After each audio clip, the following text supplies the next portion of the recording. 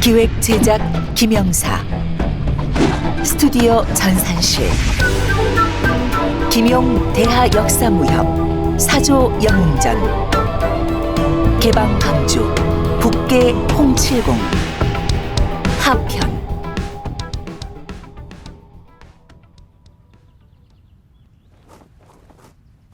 방으로 들어와 보니 홍칠공은 정말 탁자에 엎어져 잠들어 있었다. 황룡이 그의 어깨를 흔들어 깨웠다. 칠공! 칠공! 이 죽봉 위력이 정말 대단하던데 필요 없으면 저한테 주시면 안 돼요? 홍칠공은 고개를 들고 하품을 하더니 기지개를 켜며 웃었다. 아주 네 멋대로구나. 이건 내 밥벌이 수단이란 말이다. 거지가 개 쫓는 몽둥이 하나 없어서야 어떻게 밥을 빌어먹겠느냐. 황룡은 끈질기게 졸랐다. 무공이 있으시잖아요. 사람들이 칠공 목소리만 들어도 벌벌 떠는데 죽봉은 뭐하러 가지고 다니세요? 홍칠공은 너털 웃음을 터뜨렸다. 이 철부지야, 음식이나 해주려무나. 내 천천히 이야기해주마. 황룡이 주방으로 가 음식을 세 접시 차려내왔다. 홍칠공은 오른손엔 잔을, 왼손에는 훈제한 족발을 들고 우물우물 씹으며 이야기를 시작했다. 천하의 모든 것은 그 무리가 있다고 했다. 돈 좋아하는 부자들도 무리가 있고 또 돈을 빼앗는 도적도 그 무리가 있지. 우리처럼 밥을 빌어먹고 사는 거지도 무리가 있게 마련이야. 황룡이 손뼉을 마주쳤다. 아, 알겠어요. 그래서 양자홍이 홍방주라고 불렀던 거군요. 거지무리의 우두머리인 방주시니까. 우리는 국어를 하기 때문에 언제나 멸시를 당하지. 개한테 물리기까지 하고. 그러니 무리를 지어다니지 않으면 목숨을 부지하기도 힘들어. 북쪽의 백성들은 금나라의 지배 아래 있고 남쪽의 백성들은 송황제의 지배를 받고 있다. 하지만 우리 거지들은... 황룡이 말을 가로챘다. 남쪽이든 북쪽이든 홍칠공께서 다스리시는군요. 홍칠공이 웃으며 고개를 끄덕였다. 그래. 이 죽봉과 호로병은 당대부터 전해진 것이다. 벌써 수백 년이 되었지. 대대로 개방의 방주가 지니는 것이다. 황제의 옥새나 관리의 금인과도 같은 것이야. 황룡이 혀를 날름 내밀었다. 그럼 주시지 않는 게 좋겠네요. 그건 왜? 천하의 거지들이 모두 저를 찾아와 받들겠다고 하면 얼마나 귀찮아지겠어요? 홍칠공이 한숨을 내쉬었다. 네 말이 옳다. 내 천성이 게으르다 보니 개방 방주 노릇하기가 보통 힘든 것이 아니다. 그러면서도 맡길 만한 사람을 찾지 못해 할 수 없이 이렇게 방주 노릇을 하고 있는 것이지. 아, 그래서 그 노괴가 칠공을 그렇게 무서워하는 것이군요. 천하 거지들이 모두 몰려와 그를 괴롭히면 정말 견디기 힘들 테니까요. 거지들이 이를 한 마리씩만 잡아다 머리에 풀어놓아도 가려워 죽을 지경일걸요? 홍칠공과 곽정이 웃음을 터뜨렸다. 한바탕 웃다가 홍칠공이 다시 입을 열었다. 그가 나를 무서워하는 데는 또 다른 이유가 있지. 뭔데요? 한 20년쯤 되었나. 그놈이 나쁜 짓을 하려다가 나한테 걸린 적이 있거든. 무슨 나쁜 짓을 했는데요? 홍칠공이 잠시 머뭇거렸다. 그 노개놈이 무슨 체음보양이라는 사설을 믿고 많은 처녀를 데려다가 이상한 짓거리를 해서 그들의 몸을 망쳐놓았지. 불로장생을 한다나. 어떻게 처녀들 몸을 망쳐요? 황룡은 어머니가 그녀를 낳다가 난산으로 세상을 떠나 어려서부터 아버지 밑에서 자랐다. 황약사는 진현풍, 매초풍이 배신하고 달아나자 화가 난 나머지 남은 제자들의 근맥을 끊어 섬에서 쫓아내버렸다. 그래서 도화도에는 몇몇 벙어리 하인만 남아있었다. 상황이 이렇다 보니 황룡은 나이든 여자에게 남녀 사이의 일을 배운 적이 한 번도 없었다. 그래서 곽정과 마음이 맞으면서도 같이 있으면 한없이 즐겁고 잠시라도 떨어지면 못내 쓸쓸할 뿐 다른 생각은 없었던 것이다. 그녀는 남녀가 부부가 되면 영원히 함께하는 것이라 생각하고 마음속에 곽정을 남편으로 받아들인 지 오래였다. 그러나 부부관계에 대해서는 까맣게 모르고 있었다. 황룡의 질문에 홍칠공이 오히려 어찌 대답을 해주어야 할지 난처해졌다. 처녀들의 몸을 망쳤다니. 그들을 죽였나요? 아니, 여자의 몸으로 그런 치욕을 당하는 것은 오히려 죽는 것보다 더 고통스러울 수도 있지. 이런 말이 있지 않느냐? 절개를 잃는 것은 큰일이요, 굶어 죽는 일은 작은 일이다. 뭐 그런 의미라고 할 수 있지. 황룡은 여전히 무슨 말인지 이해할 수 없었다. 그럼 칼로 귀나 코를 베어버렸나요? 홍칠공은 슬슬 짜증이 났다. 참, 그런 게 아니다. 집에 돌아가 어머니한테 여쭤봐라. 어머니는 이미 돌아가셨어요. 홍칠공은 아 하고 탄식을 흘렸다. 네가 이 녀석과 화촉을 밝히고 신방을 차리면 자연히 알게 될 거다. 황룡은 얼굴이 붉어지며 입을 삐죽거렸다. 말씀 안 하시려거든 그만두세요. 그러더니 뭔가 말하기 부끄러운 일이라는 것을 눈치채고 이야기를 돌렸다. 그러니까 양노계가 나쁜 짓을 한다는 것을 알게 되신 거죠? 그래서 어떻게 되었어요? 황룡이 난처한 질문을 더 이상 하지 않자 홍칠공은 무거운 짐을 내던진 듯 안도의 숨을 내쉬었다. 그야 내가 나섰지. 그럼 나한테 잡혀 아주 실컷 두들겨 맞았단다. 그런 머리털을 다 뽑아놓고 여자들을 모두 돌려보내게 했지. 그리고 앞으로 다시는 그런 악행은 저지르지 않겠다는 다짐도 받았고, 또다시 나한테 걸리는 날엔 곱게 죽지 못할 거라고 했다. 근래에는 잠잠하기에 오늘 그냥 용서해 준 게다. 그럼 참 머리털은 좀 자랐다냐? 황룡이 킥킥거리며 웃었다. 잘 왔어요. 그렇게 무성한 머리털을 뽑혔다면 정말 아팠겠어요. 황룡이 다시 말을 이었다. 칠공, 이제 죽봉을 주신다고 해도 제가 받지 않을 거예요. 그런데 저희가 평생 칠공과 함께 있을 수는 없잖아요? 만일 다음에 또 양자홍을 만나면 어쩌죠? 그자들이 지난번에는 홍방주가 있어 할 수 없이 죽봉에 맞았지만 이번에는 복수를 해야겠다. 내가 너희들 머리털을 뽑아주마. 이러면 저희는 어떡해요? 오빠가 노괴랑 싸우는 걸 보니까 처음부터 끝까지 항룡유해만 쓰던데. 물론 대단한 무공이기는 하지만 너무 단순하잖아요. 그 노괴가 속으로 칠공을 무시할걸요? 홍방주, 무공은 대단하면서 제자 키우는 재주는 별것 아니구먼 하고요. 그 말에 홍칠공은 웃을 수밖에 없었다. 또 겁주는 소리로 나를 부추기는구나. 결국 너희에게 무공을 더 가르쳐달라는 거 아니냐? 얌전히 맛있는 음식이나 해오면 내 모른 척하지는 않을 거다. 황룡은 뛸 듯이 기뻐하며 홍칠공의 손을 끌고 소나무 숲으로 향했다. 홍칠공은 항룡 18장의 제2초식인 비룡제천을 곽정에게 가르쳐 주었다. 이 초식은 몸을 허공으로 뛰어 높은 위치를 차지한 뒤 아래로 공격하는 것이었다. 곽정은 사흘 동안이나 연습한 뒤에야 이 초식을 겨우 익힐 수 있었다. 이 사흘 동안 홍칠공은 10수가지 산의 진미를 맛보았다. 그러면서도 황룡은 자신에게 무공을 가르쳐달라고는 하지 않고 곽정이 무공을 전수받는 것으로 만족했다.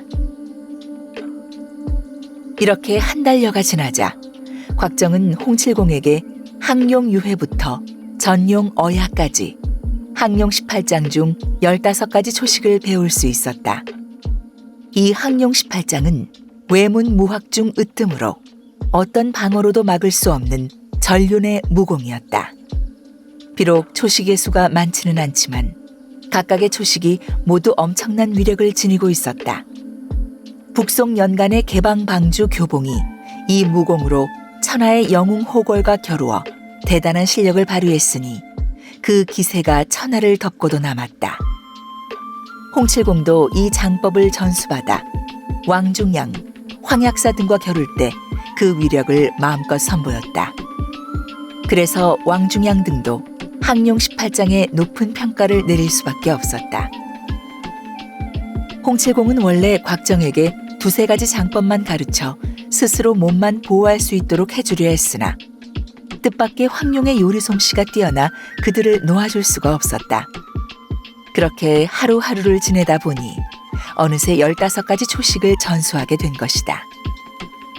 곽정이 비록 청명하지는 못하나 조금씩이라도 배우기만 하면 불철주야 전력을 다해 연마하니 이제는 제법 15가지 장법을 제대로 구사하게 되었다. 아직 결정적으로 사용해 본 적은 없으나 한 달여가 지나자 곽정은 완전히 딴 사람이 되어 있었다. 어느 날 홍칠공이 아침을 먹고 나서 한숨을 내쉬며 입을 열었다. 우리 세 사람이 함께 지낸 지도 어느덧 한 달이 넘었구나. 이제 그만 헤어질 때가 된 것 같다. 안 돼요. 아직 해드릴 음식이 많이 남아있는걸요. 황룡이 만류했지만 홍칠공은 이미 마음을 굳힌 듯했다. 세상에 파장이 없는 잔치는 없는 법이다. 내 평생 누군가에게 3일 이상 무공을 가르친 일이 없거늘 이번에는 30일을 가르쳤으니 계속 이렇게 가면 좋지 않을 거다. 왜 그러세요? 그러면 내 재주를 전부 배우게 되는 것 아니냐? 도와주시려거든 끝까지 도와주셔야죠. 18가지 장법을 모두 오빠에게 전수해주시면 좋잖아요. 너희들이야 좋을지 몰라도 나로서는 좋을 것이 없다. 황룡은 마음이 조급해졌다. 무슨 수를 써서라도 그를 붙잡아 곽정이 남은 3가지 장법을 마저 배우도록 해야 했다. 그러나 홍칠공은 호로병을 메고는 말없이 소매를 떨치고 길을 나섰다. 곽정은 급히 그를 쫓았다. 하지만 홍칠공은 신법이 워낙 빨라 눈 깜짝할 사이에 모습이 사라져버렸다. 곽정은 소나무 숲까지 따라가 홍칠공을 불러보았다. 칠공! 칠공! 뒤따르던 황룡도 함께 불렀다. 칠공! 칠공! 숲 저편에서 사람의 그림자가 비치는가 싶더니 홍칠공이 다가왔다. 네 이 녀석들 나를 따라와 어쩌겠다는 거냐? 아무리 그래도 더 가르쳐줄 수 없어? 오랫동안 가르침을 받았으니 제자가 무슨 욕심을 더 부리겠습니까? 그저 스승님의 은혜에 감사드리고자 온 것입니다.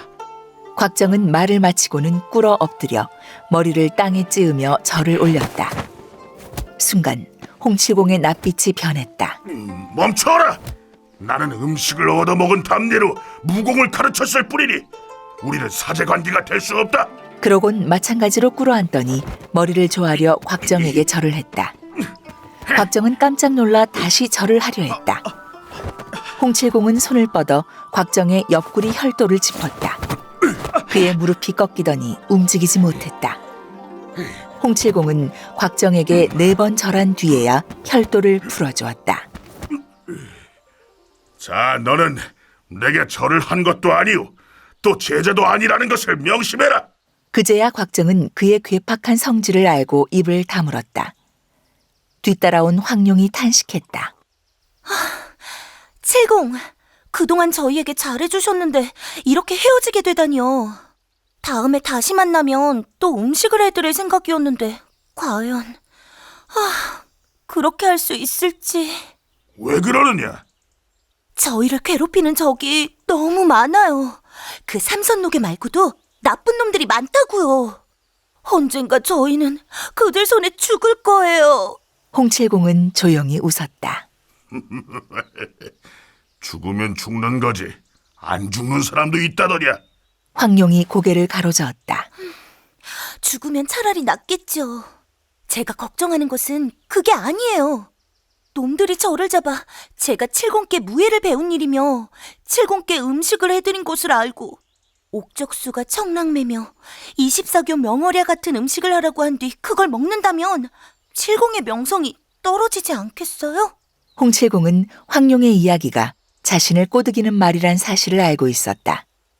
그러나 정말 누군가 황룡에게 음식을 만들도록 시켜 그것을 먹는 동안 자신은 그 맛을 못 볼 수도 있다고 생각하니 저도 모르게 화가 치밀어 올랐다. 그놈들이 누구냐? 귀문용왕 사통천이요.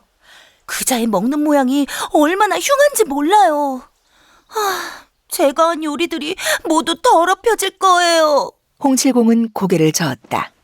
사통천이 별것이더냐.